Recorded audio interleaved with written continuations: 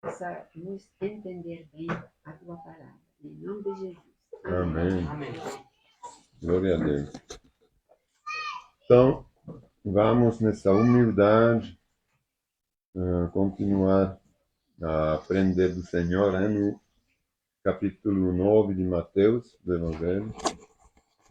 A gente tinha falado da outra vez, a gente já recomeçou no 14, mas na verdade é o 18, hein? É 9 e 18, onde a gente parou. Eu estou falando na humildade porque a gente tem que estar ciente que realmente sem Jesus, sem o Espírito Santo, a gente não tem conhecimento nenhum, né? E esse capítulo 9 e 10 também, especialmente, depois que vai seguir. Não sei se a gente chega até lá. A gente vai chegar até o 10 hoje, com certeza, mas não sei se eu faço o 10 hoje ou a próxima vez. Você tem muita coisa a entender, hein? E que realmente seja o Espírito Santo que nos dá esse entendimento, que parece muito simples, mas são regras básicas, na verdade, que são necessárias para a gente entender o funcionamento do reino de Deus e para a gente poder cumprir essas coisas que ele está falando. Para a gente entender como os milagres acontecem, como tudo acontece no reino do céu. Porque um milagre é um acontecimento do reino do céu. Não é uma coisa assim isolada. Faz parte de todo o reino, do mecanismo de fé.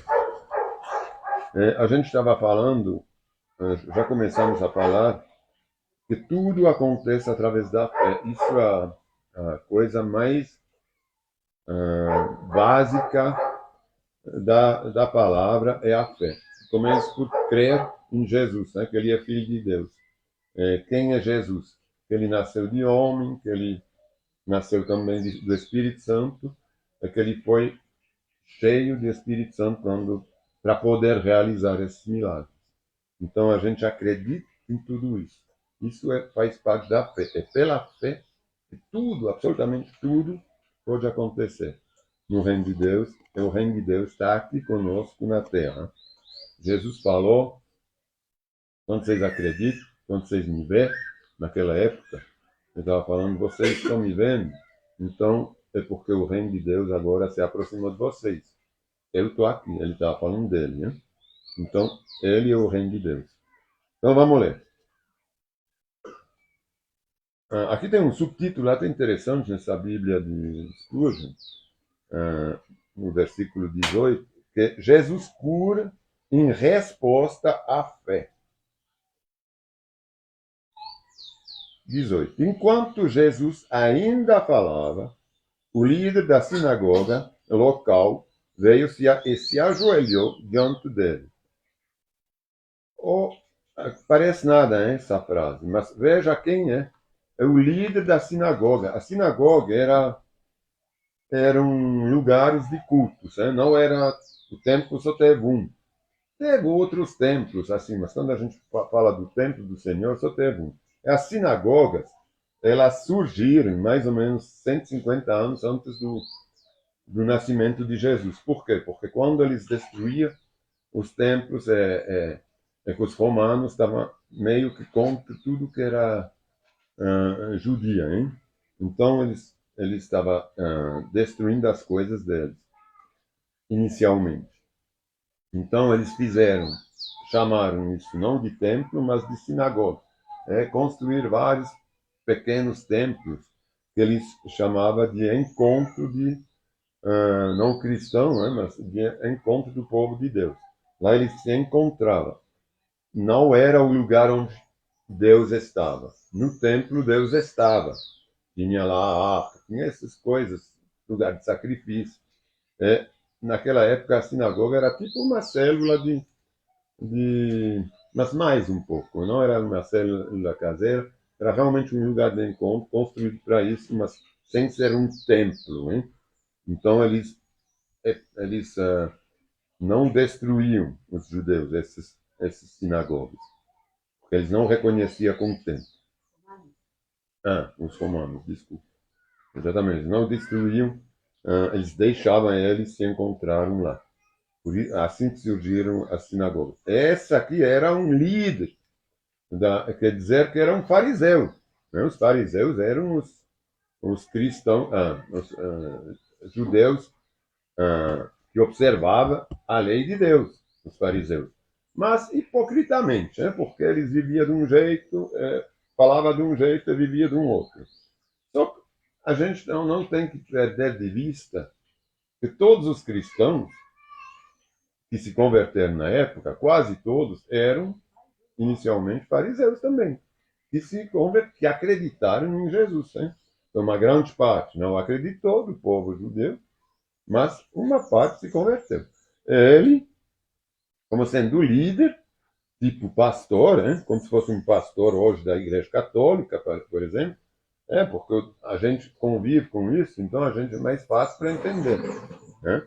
Que se converteu realmente a Jesus. Então ele acreditava que Jesus poderia fazer essas coisas. Ele veio se ajoelhar na frente dele. Imagina alguém que representa Deus na terra, foi lá como líder e veio se ajoelhar diante dele. Aí ele fala assim: minha filha acaba de morrer. Ele não falou, minha filha está doente. Ela acaba de morrer. Ou a fé desse líder. Minha filha acaba de morrer disso.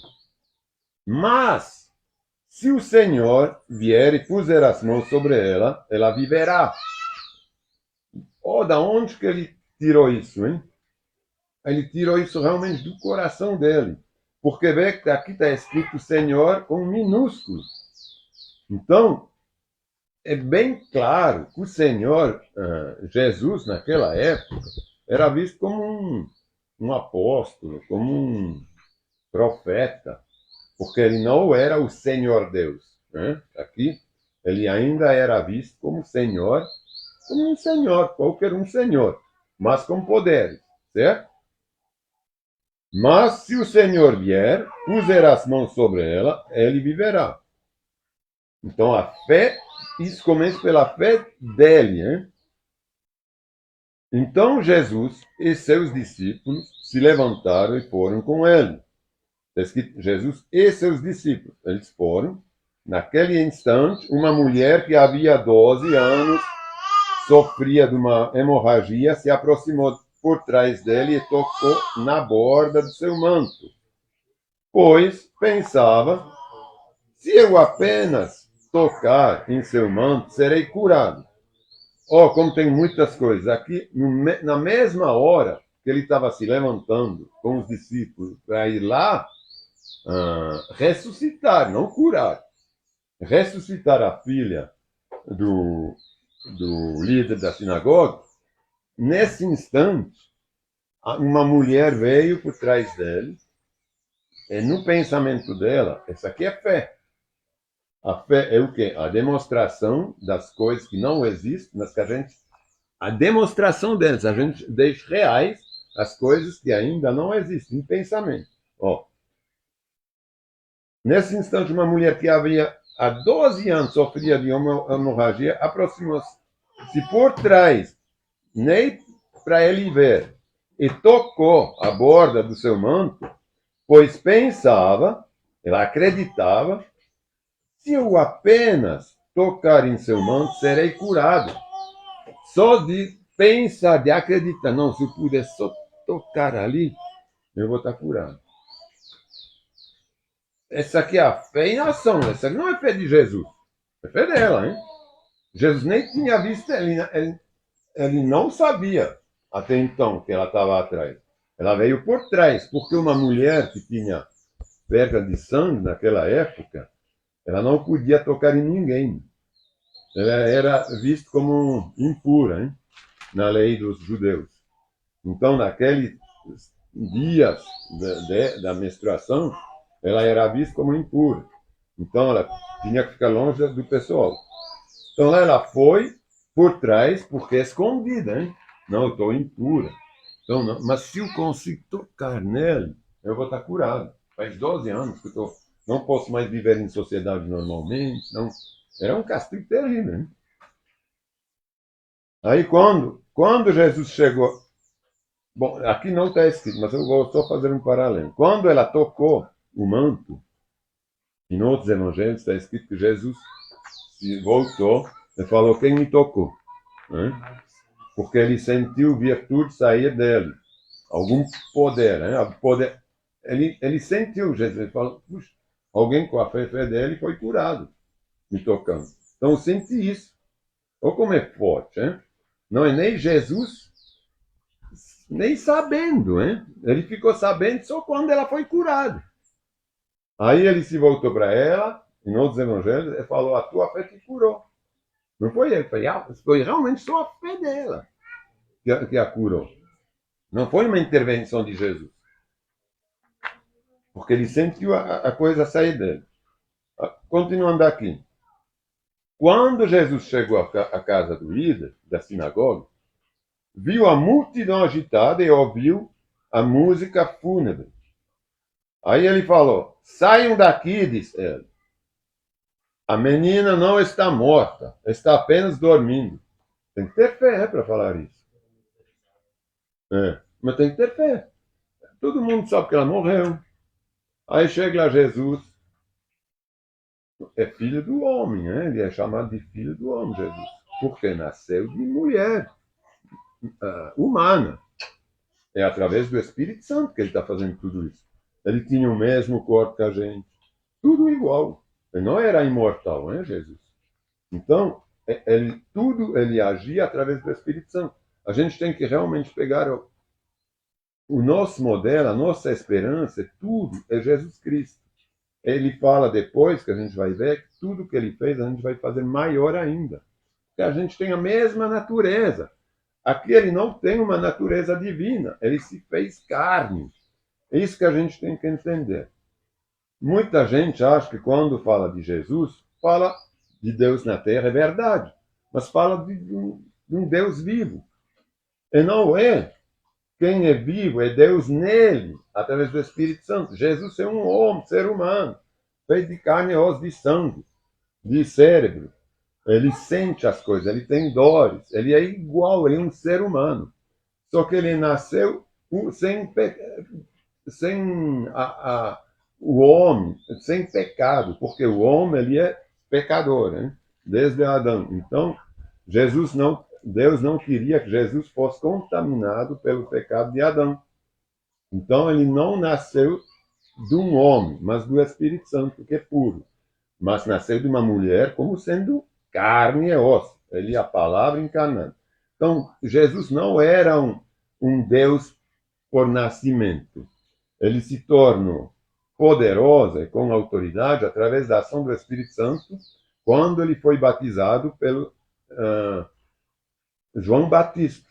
É que Deus falou, este é meu filho, é que o Espírito Santo desceu sobre ele, sob forma de uma coluna, de um pássaro.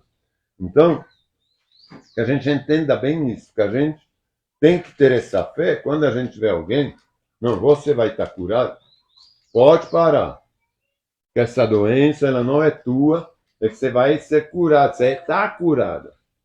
O Senhor te curou. Não é teu. Como ele falou, saiam daqui, disse ele.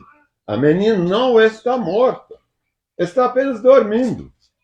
Os que estavam ali riram dele.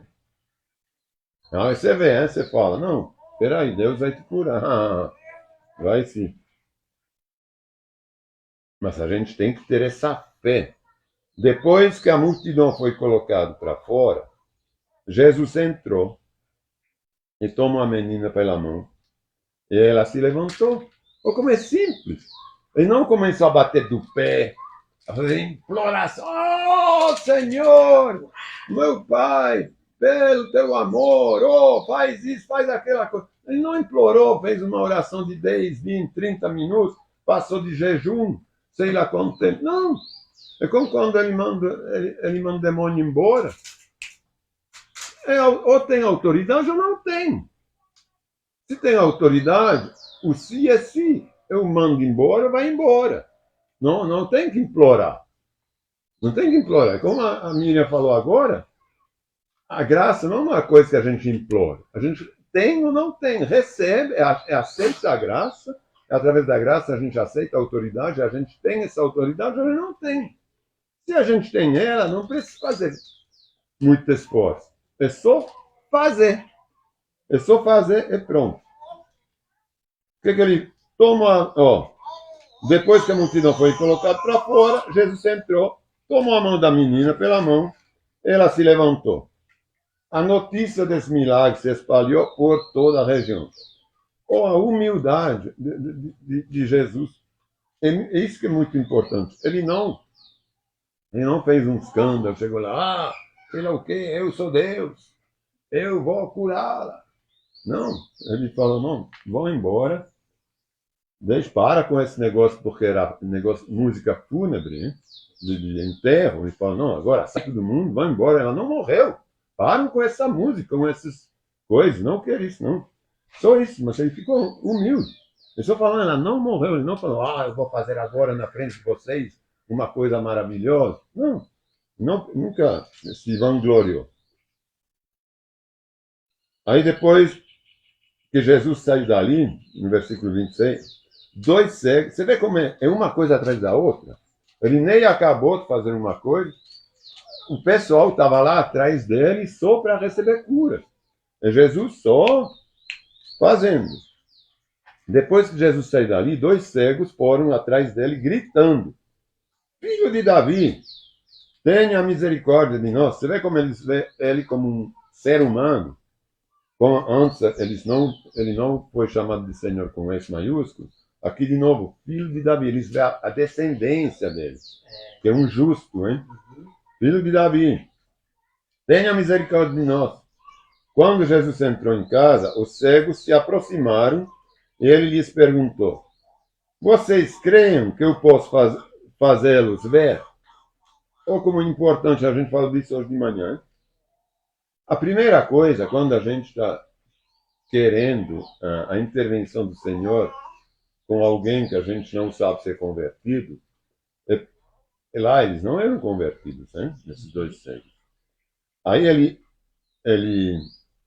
o cego se perguntou, vocês creem? Aí ele perguntou, mas vocês creem que eu posso fazer isso? Posso fazer esse milagre? Tem que ter alguma motivação, uma intervenção deles, hein? Se a gente crê, uma certa humildade, hein? Quando o cego fala, lá a mulher ela veio, não precisou de intervenção. Por quê? Porque ela já chegou humilde. Ela já chegou se escondendo, né, atrás, para que ninguém veja que era ela que estava com perto de sangue, todo mundo devia estar sabendo disso. Então aqui não, eles correram e gritaram. É o contrário, é uma atitude contrária à mulher, né, que a gente viu logo antes. A mulher veio humildemente, eles não, Senhor, filho de Davi, vem, espera, tenha misericórdia de nós. Aí Jesus falou, peraí, esses caras são muito escandalosos. Será que eles estão querendo só um milagre assim? Então eu vou perguntar se eles acham que realmente eu tenho esse poder. Vocês creem que eu posso fazê-los ver? Sim, Senhor. Agora, Senhor com S maiúsculo. Vocês veem a diferença? Tem que olhar bem. Lá sim, eles creem. Sim, Senhor. Responderam eles. Ele tocou nos olhos dos 2 e disse, seja feito como? Conforme a sua fé.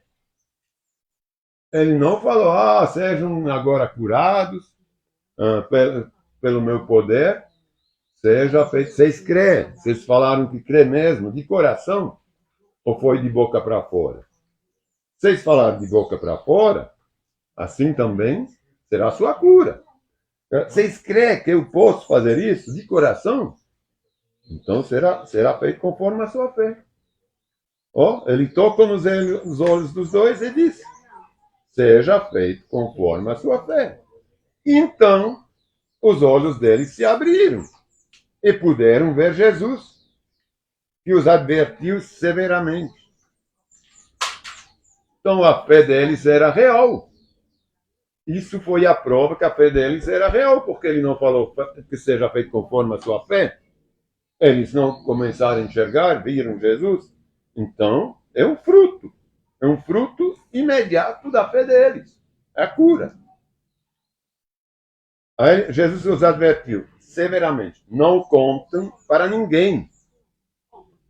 Porque ele não queria, já tinha muita gente, né? Ele não queria que seja uma coisa que se torne.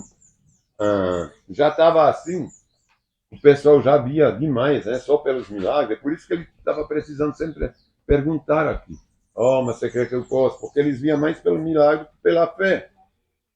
Então ele falou: não, não conta a ninguém. Eles, porém, saíram e espalharam sua fama por toda a região. Você vê que ele já está falando de sua fama. Ele já era conhecido por isso, hein? Mas Jesus não queria a glória para isso. Nunca quis. Ele sempre fez de graça como servo. Quando partiram, no versículo 32, foi levado a Jesus um homem que não conseguia falar, porque estava possuído por um demônio. Vocês viram que era um atrás do outro. Quando partiu, acabou de curar os cegos de novo, partia já levar um outro. Por isso que ele não queria contas, porque ele já não dava conta, hein? Depois eles não têm que vir pelo milagre, mas pela palavra. Aí vê por que esse rapaz era mudo.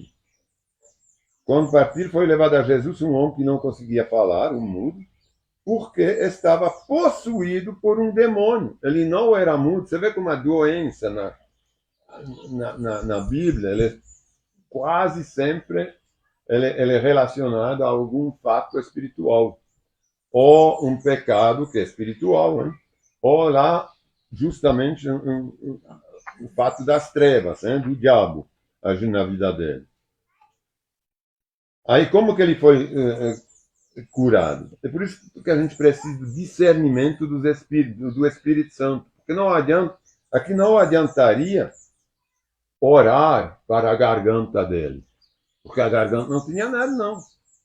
Ela não tinha. Ó, eu vou reler do 32. Quando partiram, foi levado a Jesus um homem que não conseguia falar porque estava possuído por um demônio. O demônio foi expulso e, em seguida, o homem começou a falar. As multidões ficaram admiradas, jamais aconteceu algo parecido em Israel, exclamavam. Então eles ficaram admirados, mas a gente tem que tomar prestar muita atenção de como que aconteceu. Você não falou, agora mudo, começa a falar. Não, ele percebeu na hora que ele era mudo por causa de um demônio que estava na vida dele e que o impedia de falar. Então, esse demônio ele estava castigando ele. Não, você vai ficar, eu não vou te deixar falar, você vai ficar mudo. Aí expulsou o demônio e pronto, falou. Isso acontece com depressão, são doenças espirituais, acontece com um cheio de doenças que são espirituais, que não são doenças assim de medicina, né? Assim, científicas. Agora, vejam aqui também como é importante a gente ter essa autoridade de Jesus. Como que a gente poderia curar essa pessoa, poderia invocar o nome de Jesus, se a gente não tivesse autoridade? Porque isso é unicamente a autoridade espiritual que manda embora um demônio. Então, se eu não tenho essa autoridade, o demônio não reconhece a minha autoridade. Ele nunca vai falar, porque o demônio simplesmente nunca vai sair da vida dessa pessoa. Ele pode até fingir, mas não vai sair. E às vezes os milagres não acontecem por falta de autoridade. Os fariseus, contudo, disseram: ele expulsa demônio porque é o príncipe dos demônios, porque o príncipe dos demônios lhe dá poder. Aí, os fariseus, que eram os bem religiosos, ainda não queriam se convencer. Falava, não é porque é filho de Deus não que ele está expulsando demônio. É porque ele é filho do capeta. Ele é filho de Beelzebul. É por Beelzebul que ele está expulsando o demônio, que a gente vê nos outros evangelhos. Mais para frente, ele vai dar a explicação, a retórica a isso, a Jesus. Nesse momento, ele não falou nada, mas mais para frente ele vai falar. Jesus andava por todas as cidades e todos os povoados da região, ensinando nas sinagogas, anunciando as boas novas do reino, curando todo tipo de enfermidade e doenças. A gente vê que ele poderia ensinar aonde? Só nas sinagogas, onde era a casa de Deus, a casa do pai dele. Então ele ensinava lá nos lugares mais difíceis, na verdade. Né? É como se a gente, como cristão, bom, eles se chamam de cristão também, a gente entrasse numa igreja, numa missa, e começava a ensinar na missa.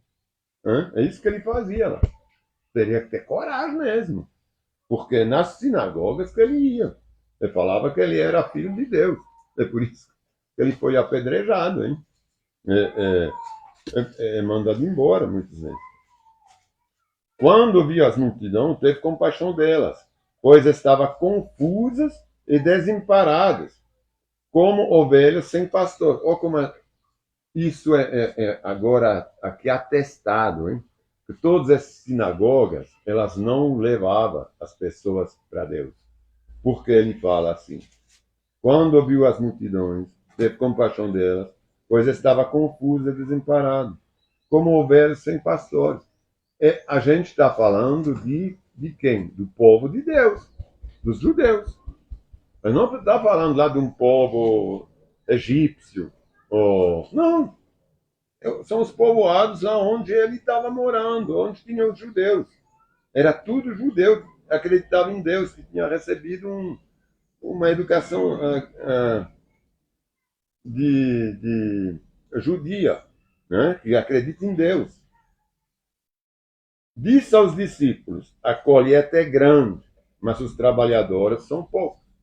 Tem muita gente, né, que quer ser salvo, mas tem pouca gente para ir ensiná-los, para ir colocar eles no caminho certo.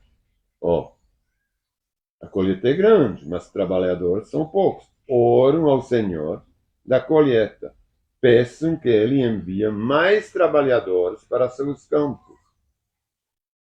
Aí depois eu vou deixar para a próxima vez aqui, porque é um pouquinho outro assunto, então vamos aproveitar e entrar num outro assunto do reino de Deus também, mas de uma coisa diferente, que não é onde ele vai atrás das ovelhas perdidas lá, realmente. Ele começa a falar aqui que as ovelhas são sem pastor, isso entra nesse assunto de Jesus Cristo ser o pastor, né? O representante mesmo do reino de Deus. Jesus Cristo é o reino de Deus que veio até a nós. Então, ele está aqui falando, oram ao Senhor da colheita e peçam que ele envie mais trabalhadores para seus campos. É isso que a gente pode fazer. Realmente orar para que o Senhor envie mais trabalhadores, para que as pessoas reconheçam que esses escamas que impedem para as pessoas verem a glória do Senhor caem, que eles possam... Porque a gente é muito pouco a enxergar a verdade. As pessoas querem se deixar iludir. As pessoas são, como ele está falando daqui, ele viu, quando a gente vê a multidão, a gente tem que ter compaixão, porque elas são confusas. As pessoas, quando a gente vê essas igrejas novas na internet, onde está cheio de gente dançando, um rapaz como se fosse um ídolo, né? Um ídolo na frente. Isso aqui dá uma confusão. As pessoas não sabem mais em que acreditar, porque não são pastores. Como pode haver um pastor para 1.000, 2.000, 3.000 ovelhas? Um pastor dá conta um rebanho de 2.000 ovelhas? Impossível. É impossível. É por isso que essas coisas grandes, que servem só para iludir, elas não podem ser verdadeiras. A gente realmente tem que pedir para o Senhor para Ele agir nos corações das pessoas, para Ele dar esse discernimento. Ministério de mínimo. Né? Do ministério. É isso que a gente quer ter, um ministério. Esse ministério a gente vai ver através dos 12 apóstolos a próxima vez, que eles todos têm um ministério.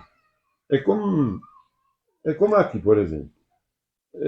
Todos nós temos um ministério.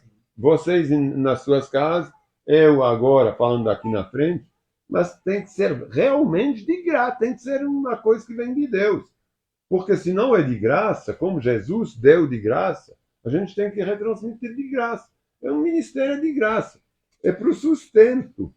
O máximo é a gente receber bolo, coisa assim para um sustento. E não para poder viver e ter uma vida boa. É isso que hoje dá essa confusão. É para isso que a gente tem que realmente orar, para os que têm ministérios voltarem para as raízes, para as coisas verdadeiras, e não querer se iludir com escolas, com coisas de teologia. Isso é terrível, né?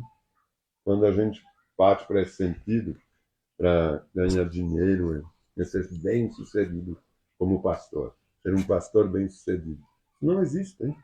Isso aqui é o orgulho dentro da igreja, isso aqui não pode ser, é de Satanás, não é? Então, amor, Senhor, a gente te agradece, a gente te, como está escrito na tua palavra, a gente peça todas essas pessoas que têm esse ministério que você está dando para eles, que eles tenham essa clareza, Senhor, através do teu Espírito Santo, esses escamas de orgulho, de uma vida bem-sucedida, até do ministério bem-sucedido, seja jogado para a terra, Senhor. Que realmente seja, através do teu Espírito e sem ganância nenhuma, seja anunciada a tua palavra, só pela tua palavra. Senhor, é o que a gente quer que aconteça, Senhor, em nossas vidas. Aqui não que aqui a gente seja melhor, ao contrário, porque seria também uma glória. A gente não é melhor, a gente sabe disso, nenhum de nós é melhor. Só que a gente está te pedindo, como está escrito aqui, a gente quer seguir e obedecer aos teus mandamentos, a gente está te pedindo essa graça, Senhor, que você possa, sobre todas essas pessoas que escolheram, Senhor, divulgar a tua palavra, certamente por um sentimento muito fiel e muito puro, mas que eles não se deixam iludir pelo espetáculo, pelo orgulho do mundo, Senhor, mas que eles se deixem sempre iluminar pela tua palavra